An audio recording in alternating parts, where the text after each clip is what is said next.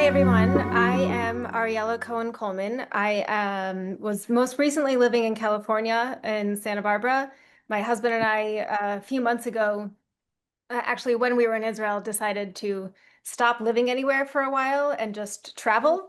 So currently, I'm in Greece. We just decided that next week we're actually going to go to Israel. And right now, where we are in Greece, we're coming across so many Israelis, which is really fun just to hear Hebrew everywhere and Yeah. to find our people. It's felt really, really good. So I'm an attorney. I prior to October 7th was involved in zero advocacy related to Judaism or Israel. I was involved in all sorts of other advocacy, more so around patients and healthcare. I also have a complex health history. And so I was doing a lot of work to support patients and also to support lawyer well-being. Some of you may be familiar that lawyers don't have the best, we're not known for having really great boundaries and taking good care of ourselves. And so I have another business called the Wellness Esquire that is aimed at shifting that and shifting the legal industry to uh, understand and value the connection between lawyers and well-being and between well-being and performance and success. And so that's kind of what I was doing before October 7th. And then on October 7th, I just became a paralyzed mess um, for the first few days. I really just was kind of a puddle. The Tuesday after, um, I I pulled myself together because a friend of mine, one of his cousins was murdered at the Nova Music Festival. And so I got on the phone to support him, and I realized after our very long conversation, which includes some of the more painful conversations I've ever had, but it also just involved us catching up and even managing to laugh in this really horrendous time. And I got off the phone and realized that I'm a person that tends to retreat when I'm not okay, and that that's not part of resilience, and that's not going to help me, and it's not going to help anyone. And so I just decided to do. I didn't know what doing was going to look like yet, but because as I mentioned, have this business already oriented around supporting lawyers and well-being, I started with bringing Jewish attorneys together to be not okay together. And it was in this first week when naively I thought that the war would just be a couple of days, and I thought that's all I'll do. That'll be my contribution. I'll just take care of the Jewish lawyers and law students. As things went on a little, even still in that first week, I was looking around, I was scouring the internet for the one place I could go to learn everything I needed to know about supporting Israel and about fighting anti-Semitism, specifically at the time in the US. And as I wasn't finding that one place, as I found one resource at a time, I would curate those resources and I would put them on my website for the Wellness Esquire. I had already been very active on LinkedIn prior to October 7th, but talking about other things.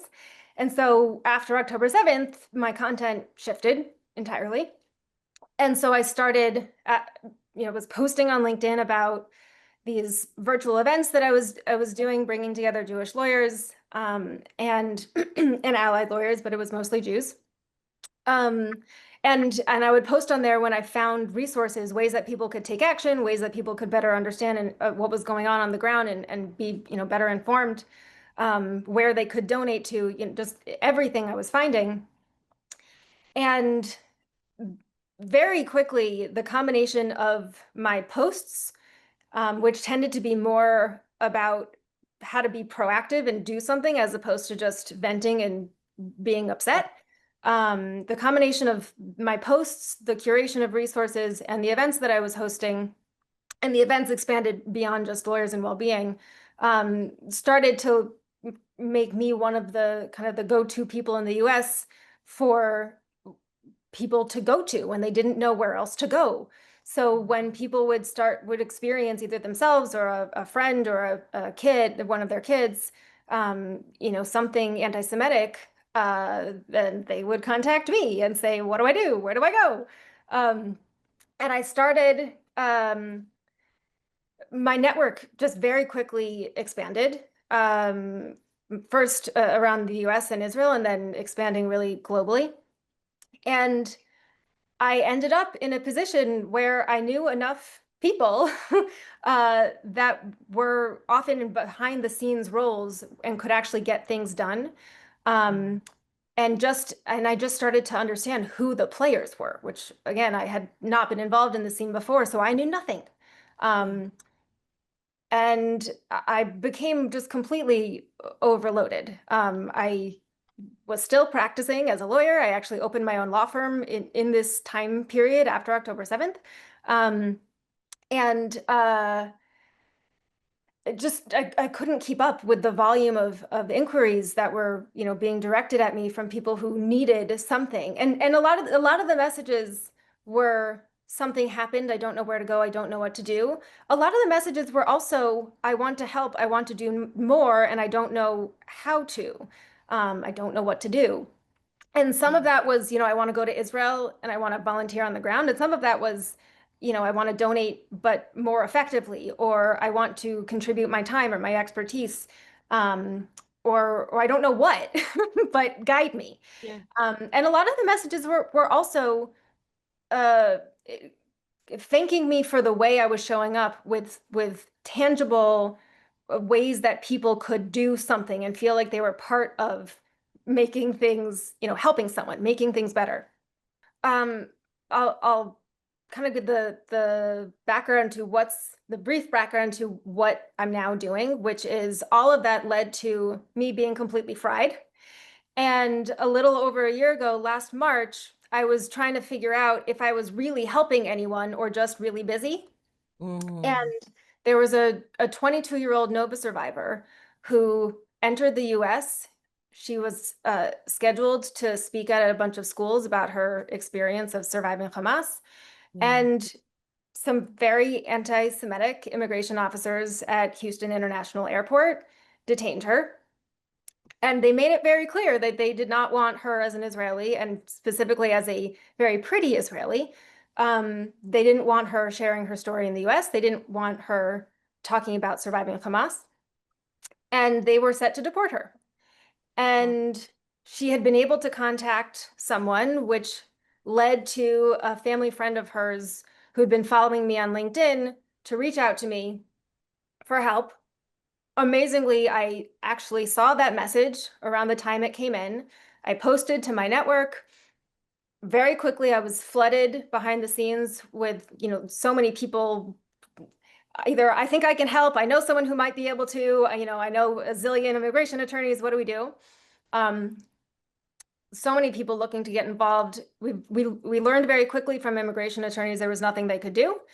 We had some members of Congress who tried to help. They failed. We had Israeli consuls in the US trying to help. They also failed. Really, at the last minute, I had a contact who saw my message, who saw my call for help, and was able to quickly intervene. And this young woman was not deported.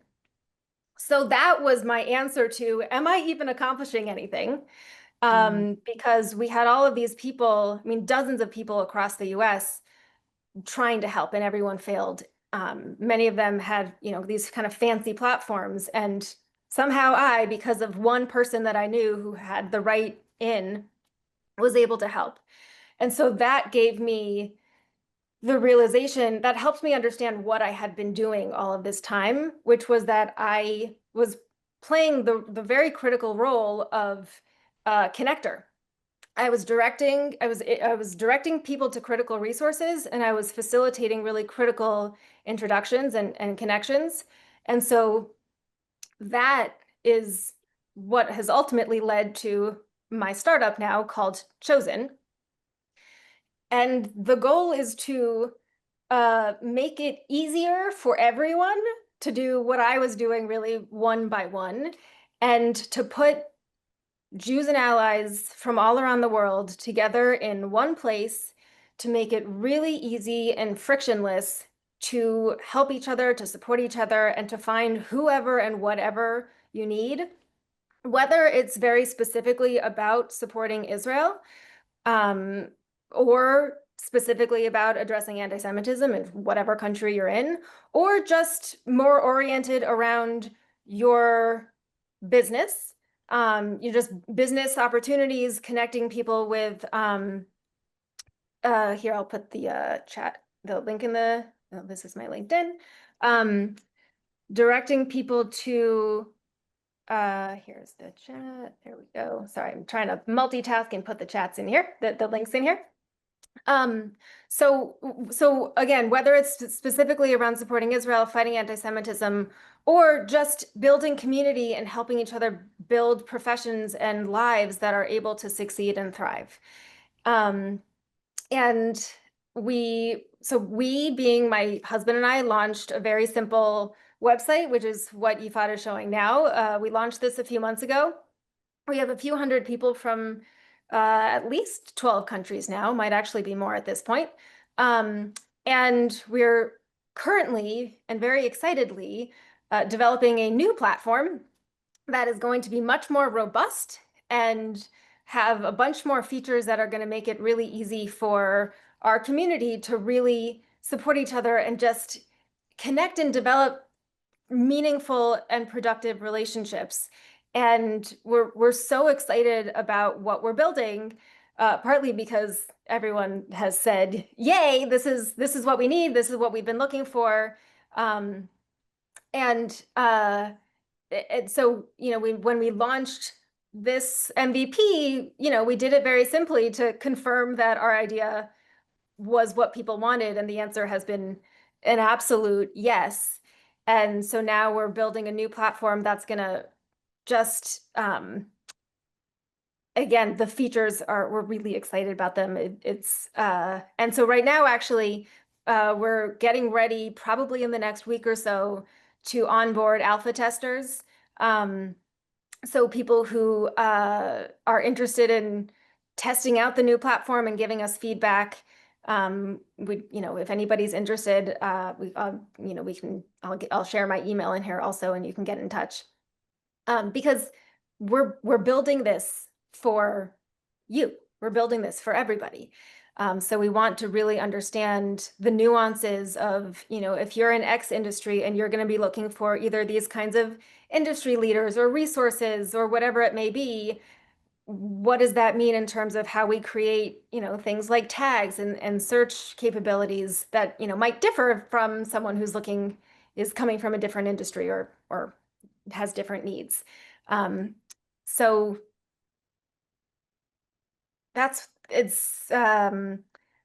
we have a lot of work to do. All of Yeah. us together, certainly everyone on this call knows that. And my vision for Chosen is for this to be a very productive place, filled more with positivity and we got this vibes, because there's no shortage of places you can look for negativity. That's not helpful. And so this is a place where I had an Israeli founder say this to me the other day, and I just loved it. She said, "Oh, it sounds like," I see this page doesn't look like it's working. She said, "It sounds like what you're building with Chosen is a default yes place." Yeah. And I love And that we so need that positivity in our community.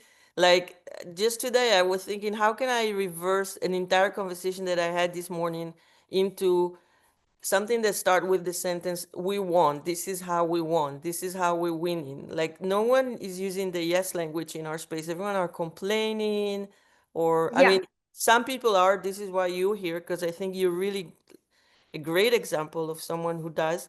And how do you feel that it's like we can inverse that kind of vibe in our community? How can we do you have any tips for making conversation more like a win?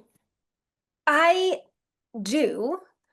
Um, I think I think it's really important for us to spend less time on social media Mm, and to shift how we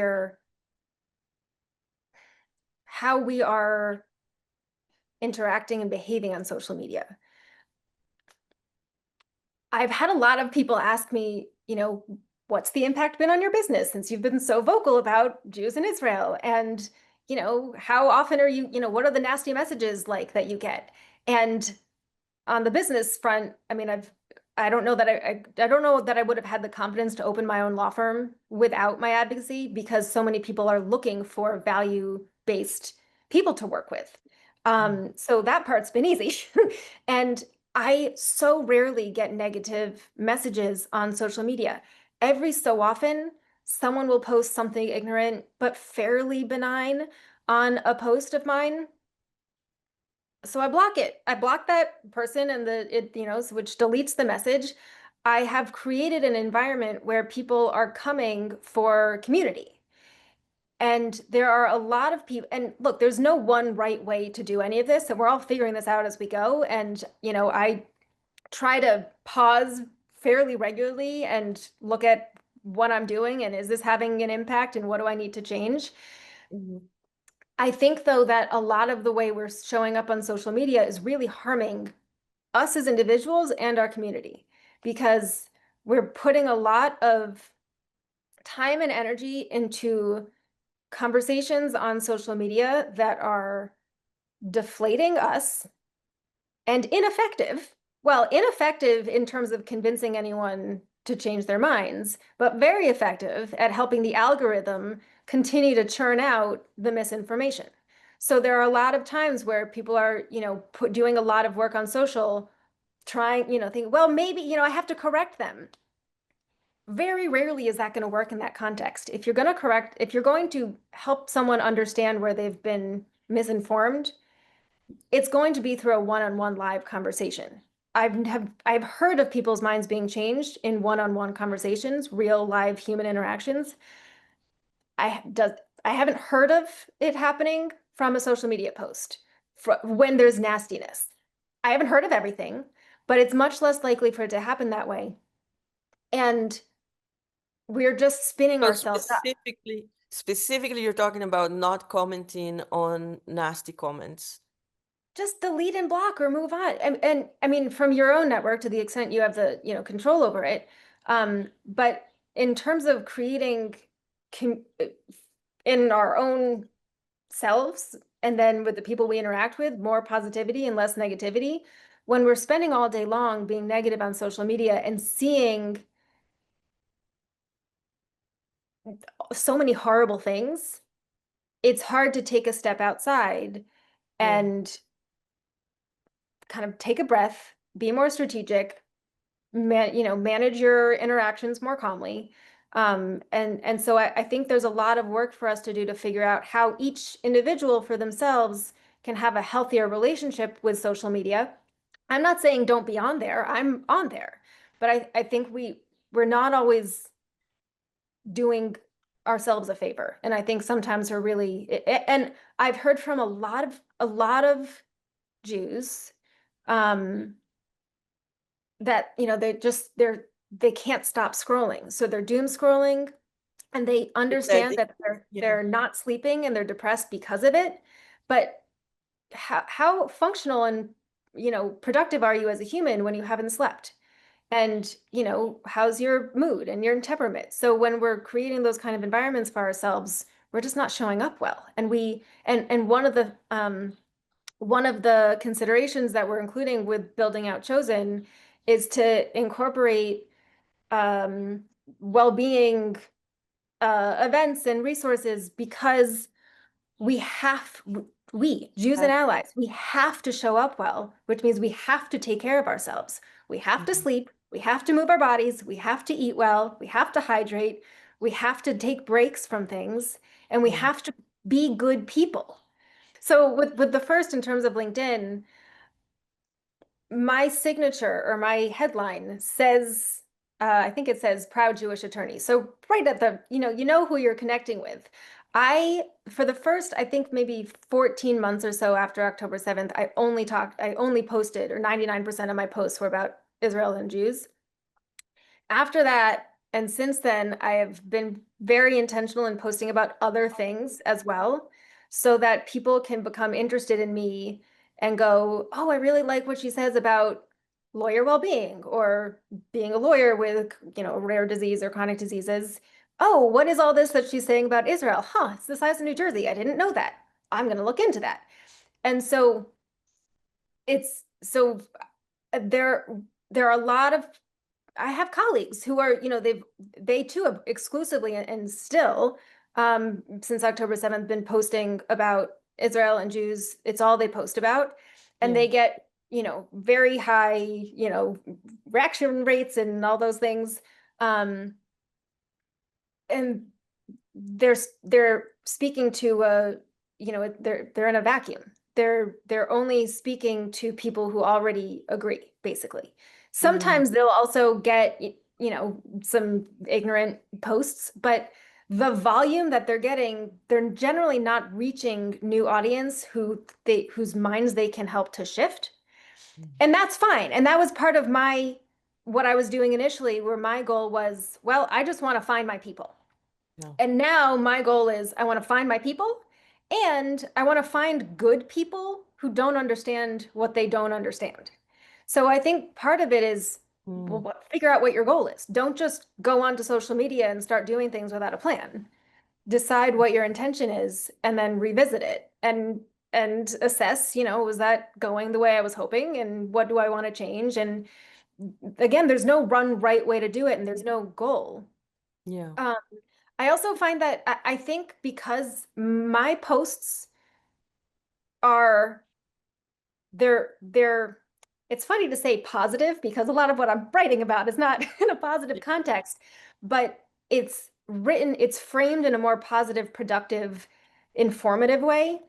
Mm, And that leaves less room, not no room, but less room for bullying and just kind of some of the crazy behavior. So the way I show up just, I think, naturally leads to a different kind of group mm, finding me.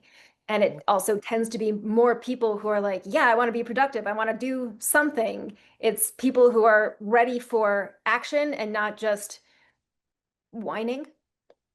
Um, so in general, I would say, decide why you're going on to social media. What's your purpose? What's your plan? Be strategic. Um, what are the results you're looking for? And also, and then connects to and just block people. If someone says something stupid, just block. Don't engage. Just bye-bye. Um, and then that connects with your question about emotional well-being.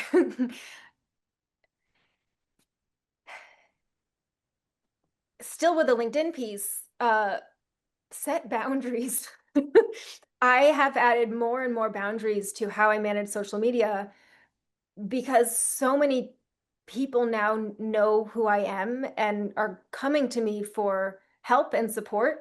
And I am one person, and I can't tell you how many messages I get in a day and how many it's just completely just I can't respond to them all. Yeah. And it's overwhelming. It's really overwhelming. So one thing I've actually done is I have an away message up now.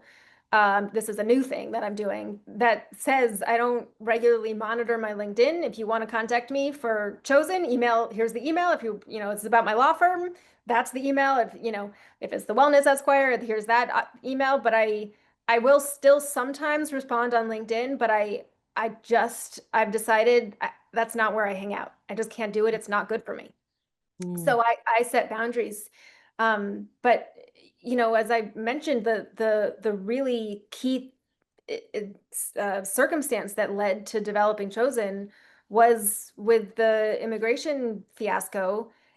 And was in this reevaluation period of how what am I doing? Because I was, even with all of my background and awareness around burnout, I was so burned out.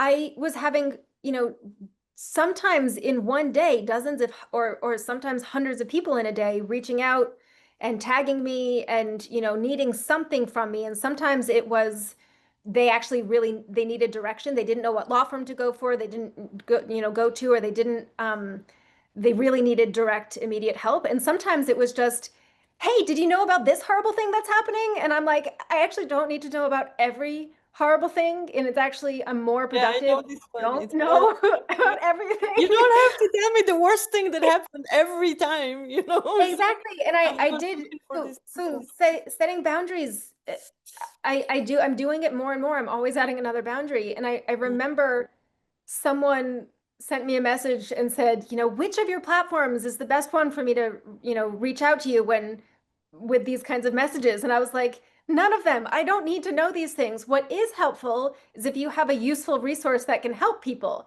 then come to me. But don't just tell me horrible things. I'm good. I know enough. And just well, most of all of my law firm clients are Jews, and many of them are clients that are dealing with these sorts of situations either directly or in a related way. So, with I assure you, I know plenty. I mean, I can't say the boundary thing enough because I've Yeah, got so many email addresses. I've got WhatsApp, I've got text, I've got, yeah, mostly LinkedIn. I'm starting to do a little bit more on Instagram. Um, there's so many ways to find me. And I just you can't they're look, law firm clients, I'm gonna get back to you as soon as I can. But yeah. everyone else, I just had to acknowledge I don't owe you anything. I don't owe you every second of my time. And there really was a long time where I just never stopped because I felt, especially with this immigration situation, that was one of the bigger ones where I just felt, well, I really was responsible for this person being okay or not, which makes it really hard to not try to respond to every single message that comes in.